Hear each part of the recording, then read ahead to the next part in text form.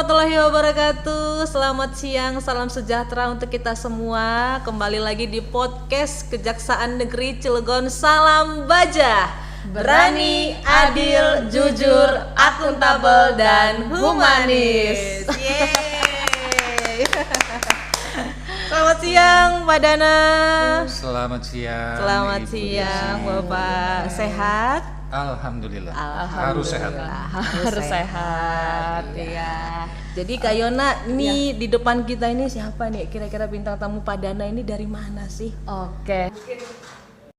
Bisa dikenalkan dulu ya, Iya. Kak Desi ya. Oke. Bisa tahu Pak nama lengkapnya siapa Pak Dana? Nama lengkap saya Dana Sujaksani. Pak Dana Sujaksani. dari dari Asli Bandung. asli Bandung. Asli Bandung Pak Dana ternyata. Dana. Dana. Oke. Pak Dana nih kalau boleh tahu dari dinas mana? Saya sekarang ada bertugas di BPKPAD, Badan Pengelolaan Keuangan, Pendapatan dan Aset Daerah. Oke. Menteri Keuangannya Cilegon. Wede, main keunya ya. Oke, dinas favorit. Iya, kalau nggak ada Pak Dana, aduh nggak jalan kayaknya struktur organisasi Betul. di pemerintahan Kota Cilegon ya Pak ya, kira-kira begitu ya Pak. Kebetulan Cilegon dananya besar, Wah, 90 kilo. Badannya gitu. Oh, berat badannya. Badannya, iya. Iya. kemana-mana. Iya. Berat badannya 90 kilo ya Pak ya. Besar dan tinggi gitu. Besar dan tinggi. Kata orang begitu, Bu. Iya. Memang Pak.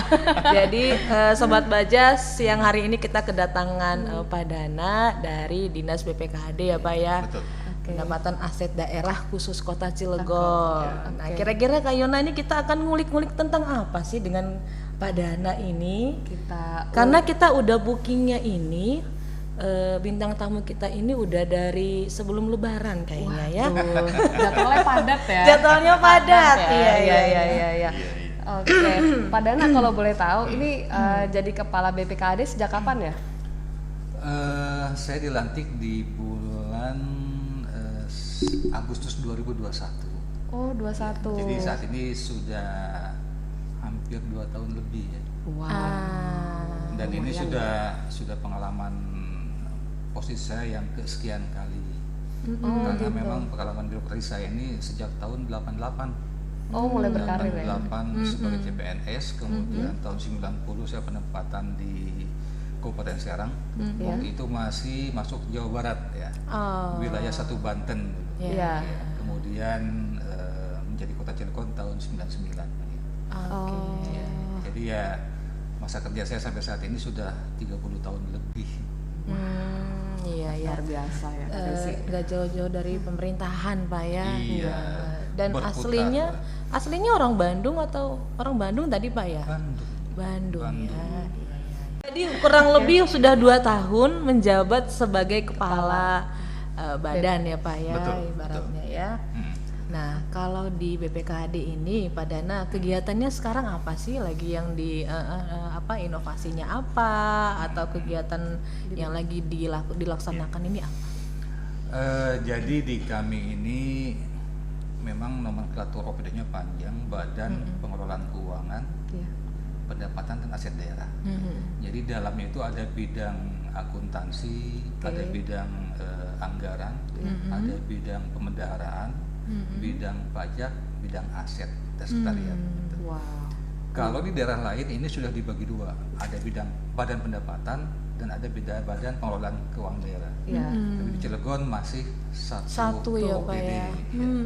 Nah jadi bicara masalah penganggaran, kemudian keluar masuk anggaran di Kota Cilegon, bicara masalah pelaporan keuangan di akhir tahun, kemudian bicara masalah pendapatan daerah dan aset daerah itu ada di kami semuanya.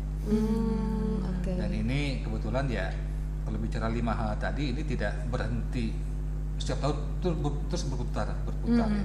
Dari mulai penyusunan APBD, kemudian sekarang dia masuk ke perubahan APBD tahun 2023.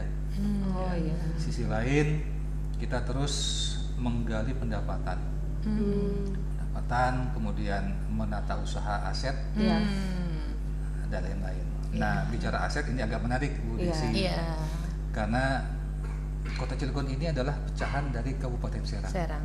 Tahun 99 dengan Undang-Undang Nomor 15 tahun 99. Nah, ketika menjadi Kota Cilegon, maka ada aset-aset Serang yang kemudian berubah menjadi aset Kota Cilegon.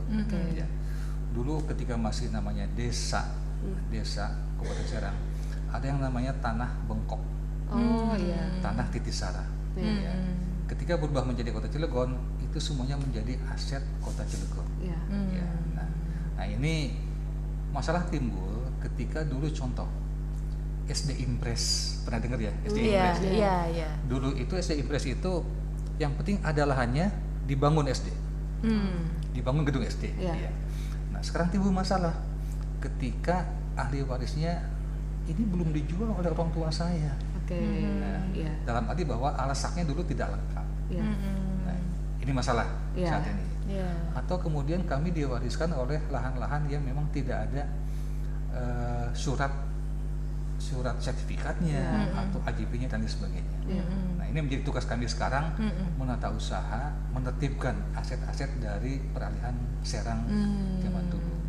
Di samping memang saat ini pun kami sedang menata kaitan perluasan jalan yang oleh PU kan, misalnya perluasan semeter kanan, semeter kiri, itu kan harus di peralihan namanya. Ya, sampai udah jadi jalan negara tapi kemudian masih jadi aset atau milik perorangan. Itu contohnya seperti itu. Jadi lebih kayak penertiban ya Pak ya. Penertiban. Kadang-kadang kan kalau lahan ini terlalu lama kita biarkan, masyarakat kan banyak menganggap itu adalah hak milik pribadi. Begitu ya Pak ya. Apalagi kan dulu Cilegon ini masih bagian dari Kabupaten Serang. Berarti aset ini salah satu bidang yang paling sibuk ya di BPKAD mungkin ya, salah satunya ya. Salah satu. Sebenarnya sibuk semua. Iya, sibuk semua Kak Yona. Jadi apalagi masih dalam apa tadi Pak, satu kalau yang lain kan sudah dipisah gitu ya. Kalau di Cilegon ini masih satu OPD. Bidang aset. Mungkin kalau yang selain aset Pak, yang menarik lagi nih gitu, di bidang apa sih? Ini menjadi modal Kota Cilegon, pendapatan daerah. Bicara pendapatan, di dalamnya ada pajak daerah, ada retribusi daerah, ada pendapatan lain-lain dan transfer dari pusat.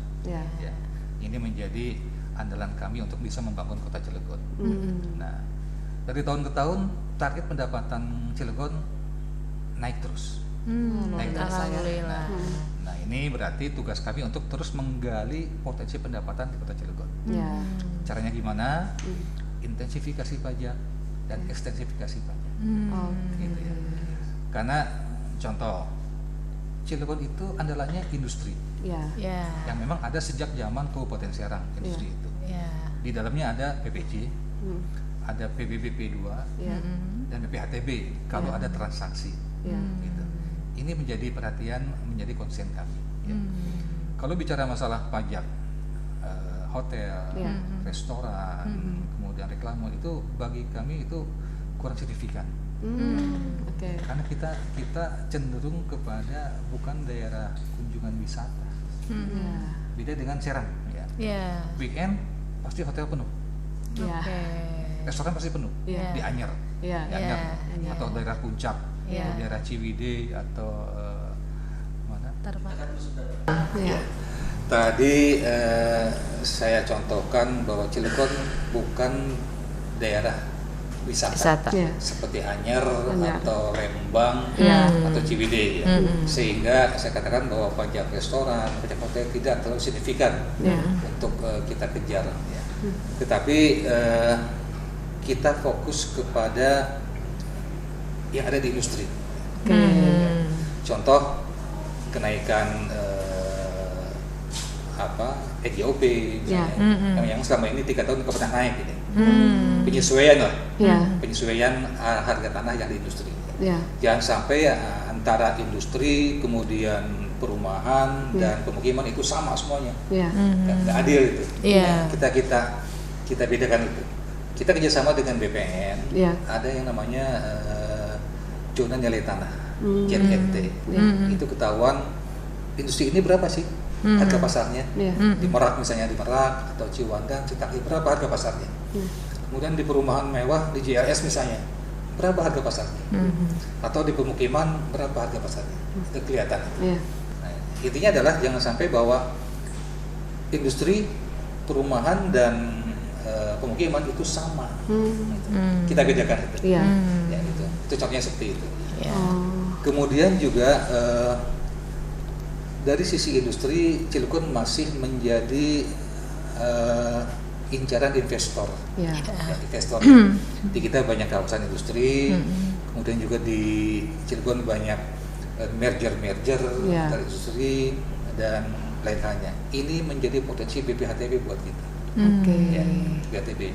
Dan alhamdulillah ini menjadi primadona buat pendapatan pajak di Kota Cilegon. Kalau dalam hal pajak itu ada dari BPKAD sendiri ada kendala apa sih Pak yang dihadapi di lapangan? Kalau ini kan harapan kita pajak yang kita terima itu ya lancar. Tapi selama ini ada potensi atau seperti kendala nggak yang dihadapi? Masalah pasti ada. Pasti ada. Namanya kehidupan pasti ada pro dan kontra ya Pak. Ada yang pro ke kita, ada yang kontra kan? Ibaratnya. Dan itu buat kami adalah suatu tantangan. Tantangan ya. Yang penting adalah cara komunikasi kami dengan para wajib pajak. Intinya itu. Nah, tetapi ketika misalnya kita sudah bahasa Sundanya dengar tembok, mentok.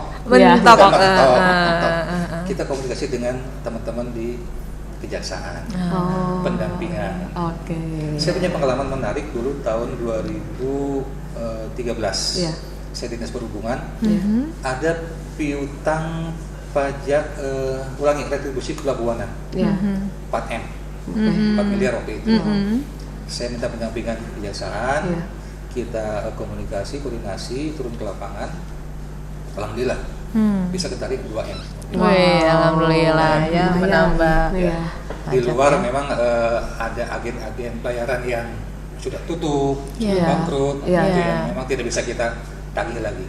Tapi untuk wajib retribusi yang waktu itu masih ada dan punya kewajiban bisa kita tarik retribusinya waktu itu. Karena minta pendampingan ya Pak ya ke kejaksaan.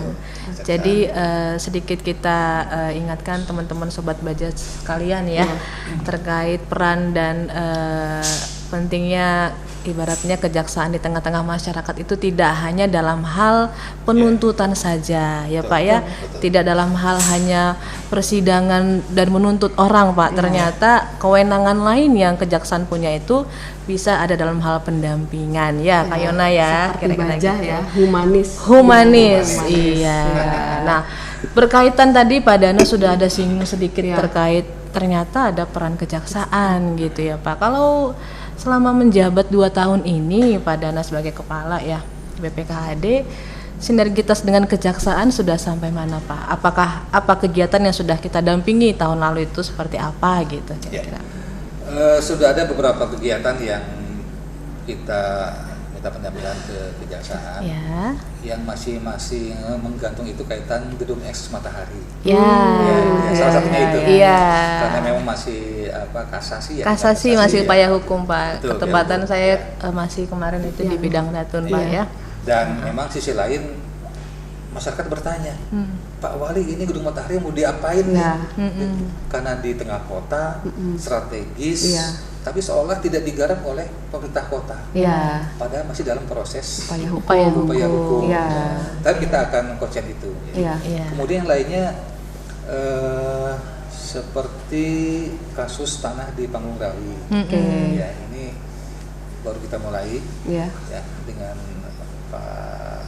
Pak Ian Kesidatun dan mungkin kedepannya akan ada pendampingan lain juga untuk memaksimalkan ini. Intinya adalah bahwa jangan sampai ada aset pemerintah Kota Cilegon yang dikuasai oleh orang lain yang tidak punya hak kepentingannya. Betul.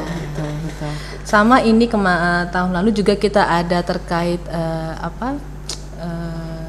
kendaraan Pak ya, kan kita juga dampingin kendaraan ternyata sudah dipakai tapi tidak dikembalikan. Itu 2 unit mobil kalau saya tidak salah ingat ya Pak ya. Kita sudah kembalikan ke aset jadi tidak tunggakan lagi gitu. Jadi mudah-mudahan kedepannya tetap kita bersinergi. Amin.